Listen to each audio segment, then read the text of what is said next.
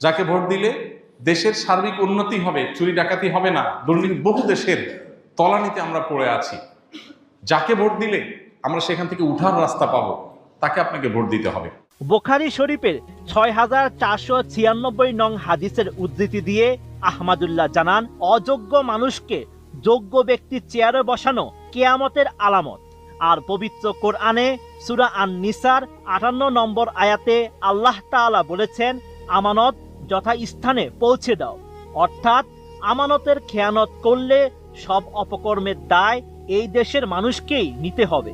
এই জন্য অবশ্যই সৎ মানুষকে ভোট দিতে হবে।